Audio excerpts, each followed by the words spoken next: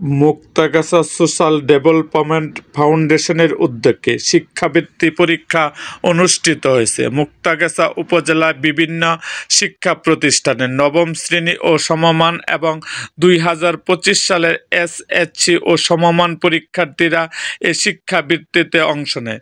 শনিবার 1 জানুয়ারি পূর্ব নির্ধারিত সময় অনুযায়ী বিনোদবাড়ী আইডিয়াল কলেজে এ পরীক্ষা 279 জন নিবন্ধিত শিক্ষার্থীদের মধ্যে 232 জন অংশ নেয়। 15 দিবসের মধ্যে পরীক্ষার ফলাফল জানানো হবে বলে জানায় সংশ্লিষ্ট সূত্র।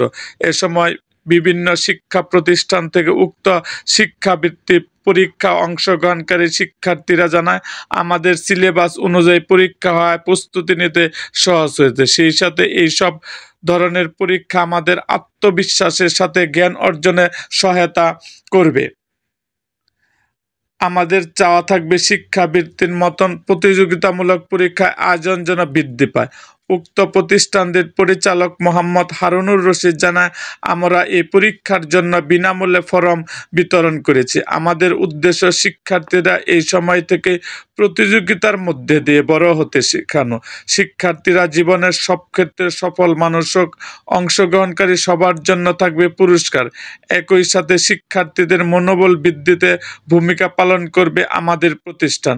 উল্লেখিত ট্যালেন্টফুল ও সাধারণ ক্যাটাগরিতে শিক্ষাবৃত্তি প্রাপ্তদের 20,000 ও 10,000 টাকা 4 কিস্তিতে দেওয়া হবে। এরকম আরও ভিডিও পেতে আমাদের চ্যানেলটিকে সাবস্ক্রাইব করুন এবং পাশে থাকা বেল আইকনটি বাজিয়ে দিন।